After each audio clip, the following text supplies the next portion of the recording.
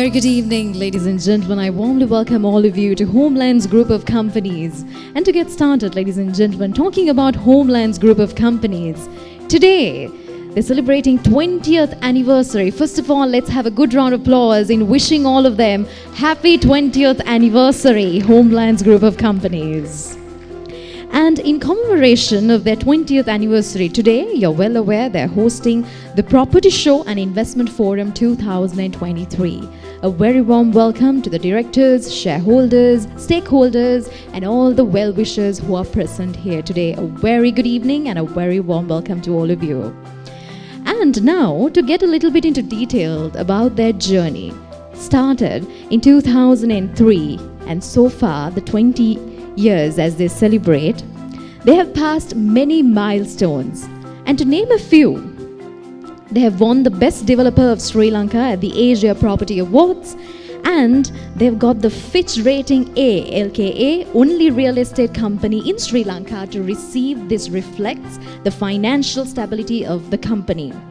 And Homeland's Constructions has been graded CS2 by CEDA, highest national construction grading, first and only real estate company in Sri Lanka to achieve this amongst another 7 leading construction and engineering companies island-wide. And also, so far, they have handed over 2,600 plus apartment and housing units and 25,000 plus land plots. And also, to talk about the last few years, being Sri Lankans, we are well aware that many industries, many businesses took a downfall along with Easter Sunday attacks, COVID-19, the global pandemic, and the economic crisis, and there went for a 6, all the businesses. And mainly, the construction industry faced a huge downfall. But, ladies and gentlemen, Homeland's group of companies were able to keep their head above waters, and so far they've been successful in getting their business going as we go forward. So, ladies and gentlemen, as we get started for today, we are talking about Homeland's group of companies, number 1 real estate company in Sri Lanka. With that, we're now ready to start off the Investment Forum 2023.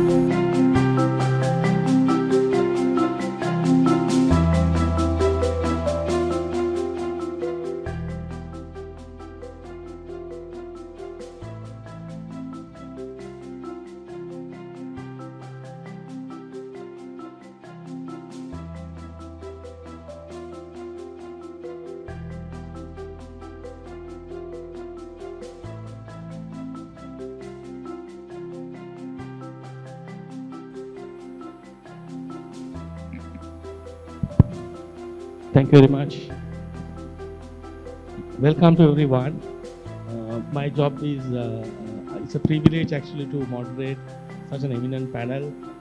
More importantly, to share some insights about what is considered as the best investments in particularly in crisis time, plus going forward in a booming economy. I think property and real estate is considered as a very safe investment.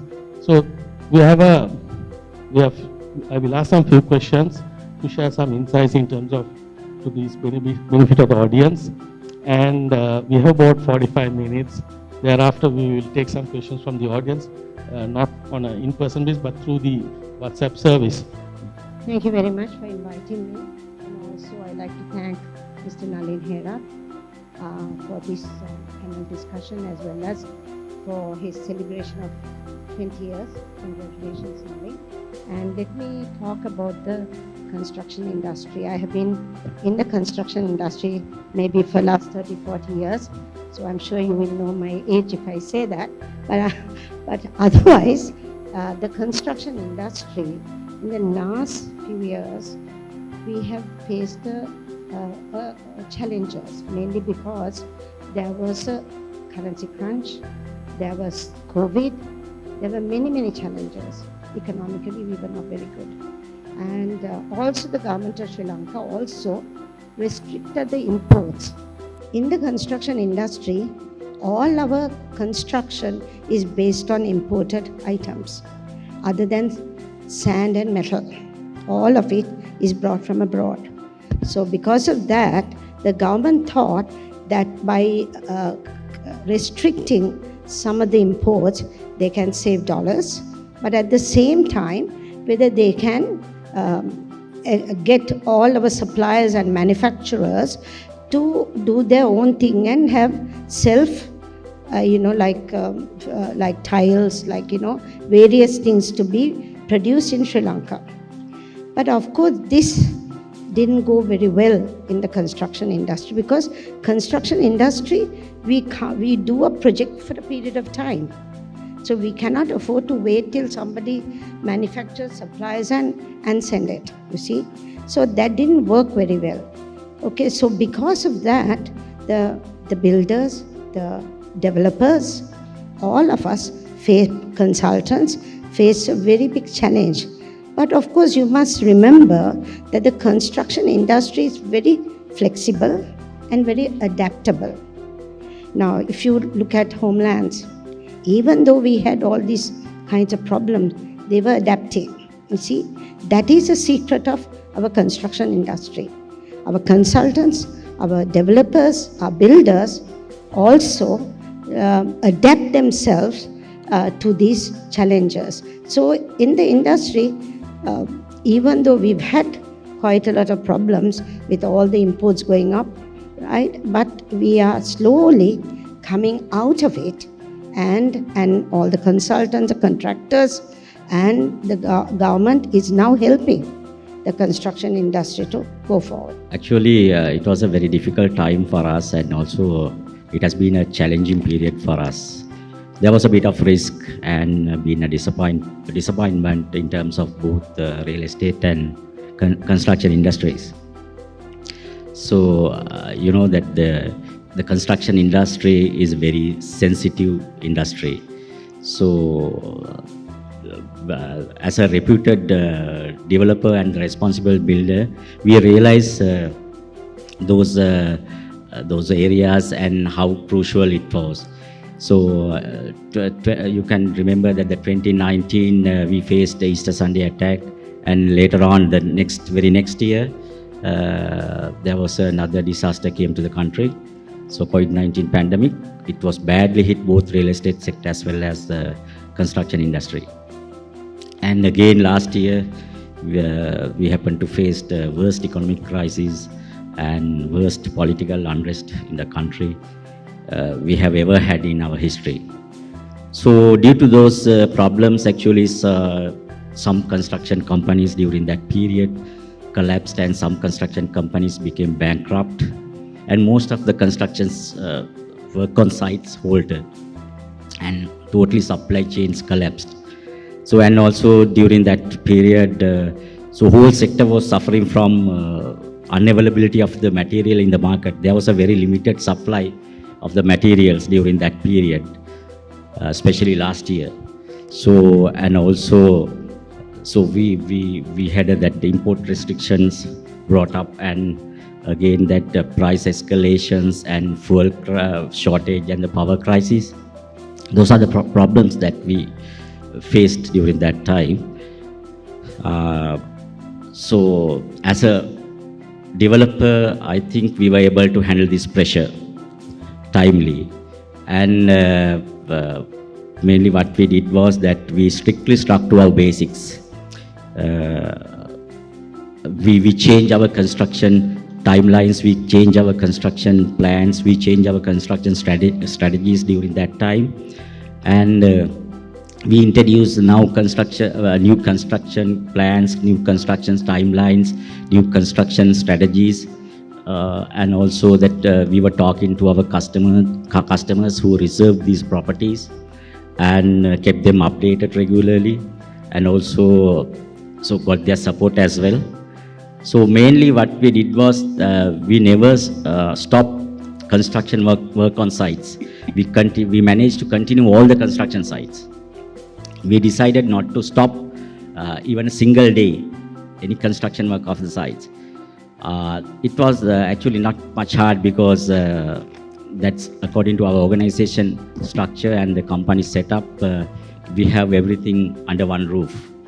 So we have our own very powerful construction arm as well. So, and another six more construction-related entities, which cover most of the construction volumes. And also that we want to consider another two areas. The critical one is that the critical areas of the critical area management of the construction sites, and also financial management and the cash flow management. It was very important at that time, especially. So for the first one, actually, we have our own construction company, which has been graded as CS2. CS2 is the highest grading for any construction company in Sri Lanka, given by SEDA. And also, so our property development arm, Homeland Skylines, actually it has very fluent cash flow. So and also it has been given that it has been rated A by Fish Rating. This combination helped me to sustain during that period. And end of the day, I believe as a developer, we Homelands managed, controlled, and overcame all these issues. When I was seated here, I was thinking I'm in Melbourne, Australia. So when you look at around all these projects, normally, very often you can see when you go to Australia or other part of the world. So Homelands had done well for 20 years, delivering the end results. I also had the liberty setting up all the management corporation. They comprise 2,600 apartment units. I prepared the constitution, bylaws, and rules and regulations for Homelands, and they have done very well. Coming back to the subject matter, crisis situation. 2020, we had COVID. 2022, March, we had Aragalaya. Then no gas, no petrol. However, end result, you can see. As a Condominium Developers Association, we have, after the crisis situation, we have introduced new trends. Number one is pet-friendly apartments.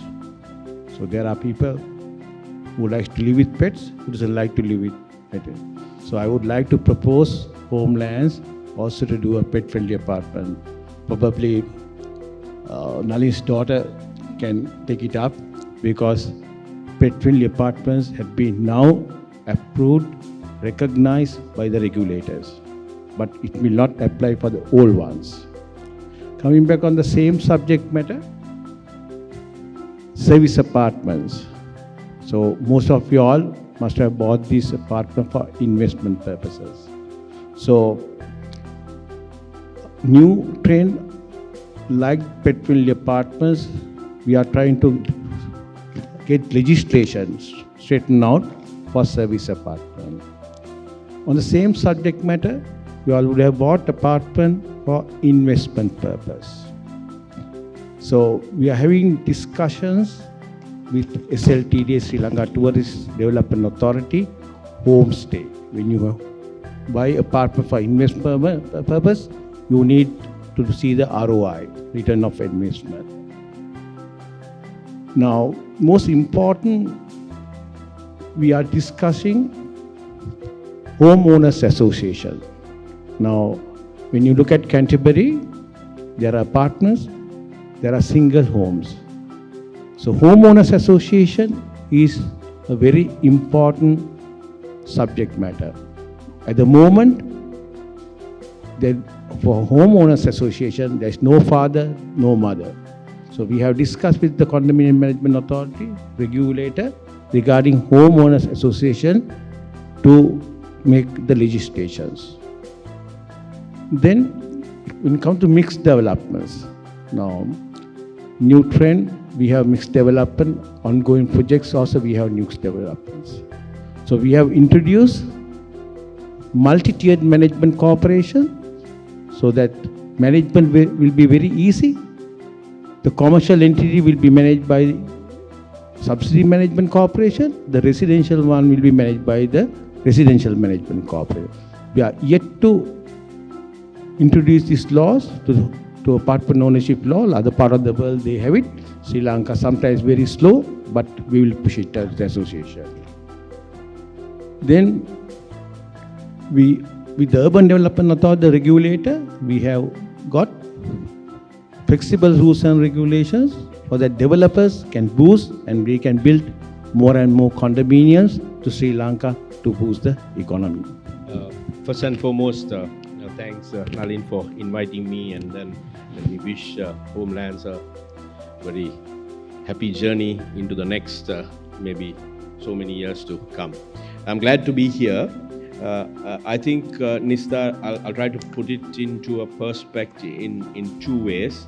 I think one, with all the discussions that took place and when you look at the audience, you need to look at to see what kind of environment did the banks operate to support all of you to sort of get into the property, buying property. So I think all of you agree, I don't need to talk about how the economy functioned during the last, especially the last 2 to 3 years. So as a result, what happened was there were restrictions, and there were restrictions in the context where the banking operations had limitations on its own. As a result, there were uncertainties in the country, and what happened as a result of that is that I think foreign direct investment and people even overseas wanting to invest in property, they took a back seat and took a view they want to wait and see. However, I see that slightly differently, and I see that people like you and me who are here had a golden opportunity then, because there is less demand coming from people overseas. Therefore, we are here, we know how our country will move forward, because we may not be down like this eternally. So there would have been a good opportunity for all of us to go into an investment like any one of these things that is happening. But from a banking perspective, I think all the banks, even during that time, were eager to support the customers to go and buy properties or invest in properties. However, Nisa, the problem was that given the macro factors, the interest rates to everything else was not very conducive for somebody to go into getting a loan and buying a property. But in that light, what most banks did was the fact that they brought in, while they couldn't probably reduce the interest rate, they brought in different product propositions which enable the customers to actually make use of these opportunities. Rather than me speaking about another bank and another product, let me give one example. The bank that I work for, we had what we call the Dayada from a housing loan perspective, where the son or the daughter could be coupled to take the loan with the parents, where the son or the daughter probably would be in the last stages or maybe 2-3 years into their education, and the father or mother being the primary borrower. But coupled with the son or the daughter, you have a more longer tenure to take the loan, and the son and the daughter could continue it maybe after 10 years or 15 years. I'm just giving one example. On a lighter note, I'm not asking you to come to Sampath Bank to take loans. I'm just giving you an insight because you all are interested in knowing how you all can invest, right? So that is what banks did, because banks couldn't afford to lower the interest rates. But having said that, Nista, I think hats off to Nalin, and in fact I was telling him that this is a very apt time, and I think all of you have come here in the right time, because all the interest rates, which are hovering around maybe 20, 22 or easily 20 for housing loans, have now come down to at least about 15, 16, and in the near future it should hit minimum, it should hit about 14.5 to 15, the way we see it. So that is a good time for you all to take the loan and go in and make an investment, because all these, this lady and the gentleman very clearly outlined the returns that you all can have from a investment property like this. So in a nutshell, banks basically gave different product propositions to help consumers like you all to go into either buying your home take a home loan to buy your home that you want to live, or to go in for investment property? We in the construction industry is very hopeful. The construction industry always have highs and lows. So now the lows are coming up and we are going to be high in a couple of years. And I feel that, and also in the construction industry, we do quite a lot of things to mitigate these costs. We do proper planning, like what Nalin was talking about, how we manage this company. We do value engineering. We negotiate with suppliers to get the best deal, see? And also we do risk management. That's what he was doing, managing the risk. And technology and automation. Things like BIM, I'm not sure whether you know what is BIM, is building information technology and proper computer programs that can do work in terms of programming. So these are some of the things that we do to mitigate the costing and to mitigate all the problems and challenges that we have. Not only that, we have proper legal agreements so that nobody is left behind. So these are the ways that the construction industry professionals like us, who manage us and mitigate the construction costs in the future and as well as now. And also Government of Sri Lanka, where we had 147 items that was going to be negative, but now they have reduced it. So we have got quite a big list of material that we can bring in. Plus the Board of Investment is very positive. So I think the mitigation is done all the time, Nishan. We don't only just do it when we get a challenge or whatever. The construction industry, companies like Homelands, they survive because they do that kind of thing right along. Otherwise, you can't survive. You see, whether the banks are there, whether the real estate there, whether condominiums there, that management of that company in terms of the resources, in terms of labor, in terms of regulations, all that has to be done right throughout. So our mitigation is right through the process. So I am very positive that the construction industry will have a highs in another year or two. And we are also now, we are doing quite a few jobs at the moment as a construction professional, and where the investors are coming back. And we have quite a lot of investors now looking at various proposals. And one of the things that I'm very happy that the Homelands have done is looking at other types of development. For example, these retirement homes. The construction industry needs that because most of the young people have gone abroad and their families, the mother and father, are in Sri Lanka. So they need some place where they can be looked after. So this project, I'm extremely happy that I'm also involved in some manner that we are having these retirement resort residencies. So these are the ways that the companies look forward and look at new markets. So I think Homelands is in the right track. Yanisa, actually, let me again break it into two. I think one is that as a result of the country coming into some sort of stability and people see light at the end of the tunnel, I think there are a lot of positivity that is happening.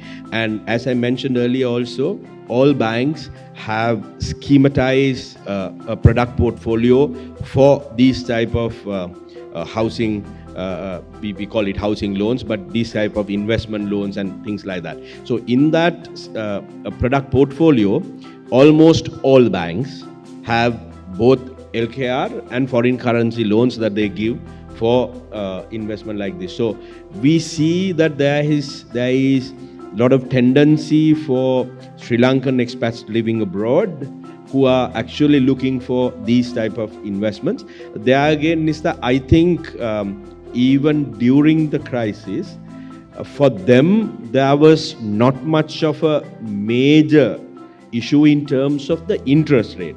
because their problem was they were not very keen to invest in Sri Lanka or go in for an investment because they were uncertain. Because they didn't have a problem of the interest rates, because as far as the country was concerned, banks wanted foreign currency, though we would have probably take them in open arms, and we wanted foreign currency to come in, and their foreign currency rates that they had to pay were much more attractive from this market point of view, not necessarily from their market, but what happened was they were not very keen to come and invest. But today we see that they're very keen.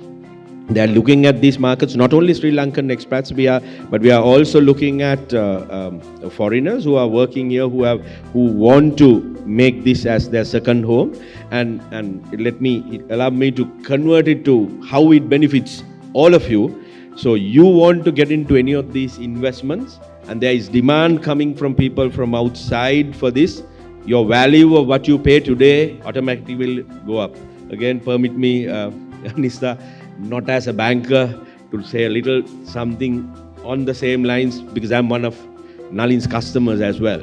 I have invested in 3 or 4 here on this. So as a customer, I think there are 2 things which you need to look at, right, among many other things, which was elaborated by, I think, this esteemed panel. 1, how good and strong and capable the developer is. How can he sustain the development that is going in? Because don't forget, you pay a down payment and you keep paying your this thing, and I'm just speaking what is in your mind, right? As an investor, that is what I went through. So you need to find somebody who can do that. Now, for you to do that, as a banker, let me recommend you can actually look at developers who actually, as a developer, has got financing from banks for that particular project, and see how that is moving forward, right? So rather than being a marketer for him, one reason for me to select him was I knew exactly how his payments were coming and how strong his future planning for homelands was. Then your second requirement is, whatever that you invest, how do you get your return back?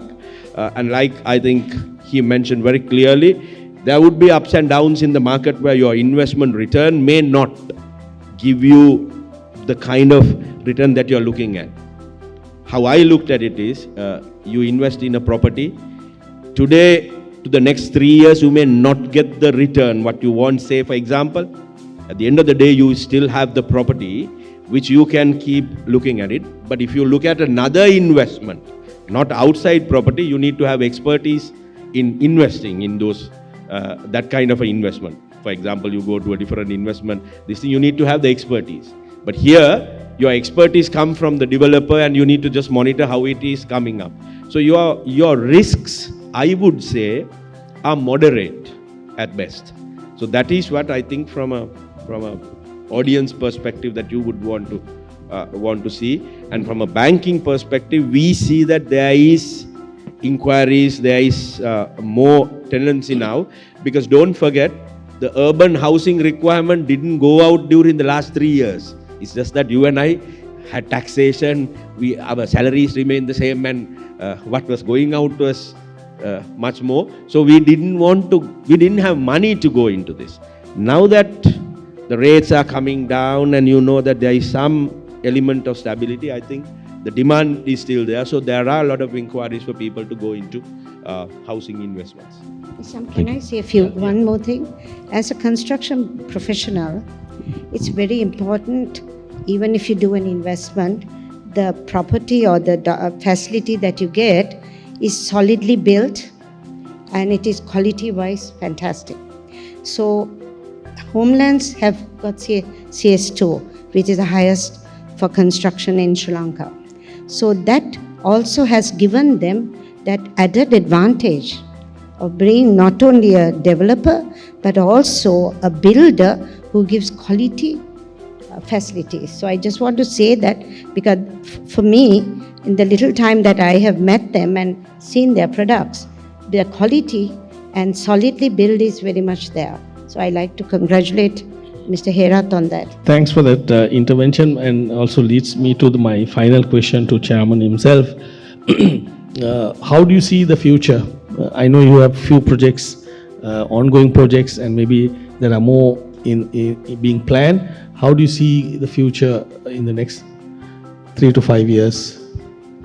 Actually, Kazim, I'm really confident about the future of the real estate industry because now the economy seems to be better than earlier. Economy seems to be steady and stable in some extent, not 100%. But last 2 quarters of last year and the first quarter of this year, so actually there was a very unusual market conditions and we were struggling and we had a very bad experience. So because during that period that the construction cost went up, it had gone up to double, more than double, and also that the inflation was really high and interest rates went up to 30 to 33%. And main hit was that the tax structure and the fiscal policies introduced and imposed by the government were not favorable for us at all. So it had a severe impact on both the real estate industry as well as construction industry. But now things have changed and conditions have changed now. So as a developer, we feel more comfortable. And also now you can see now the inflation has dropped to single digits.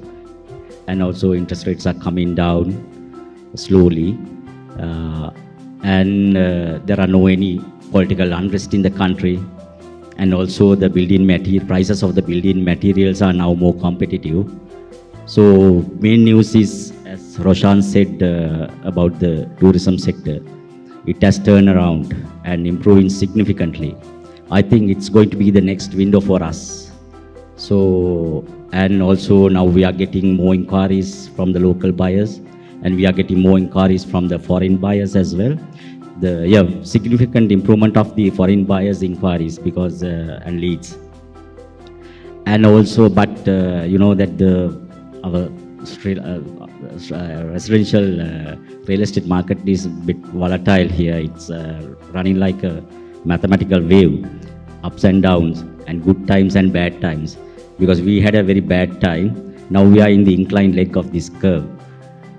I'm really confident as a developer, residential market will move forward and normalize by the end of this year. Actually, earlier we had only Colombo city limits.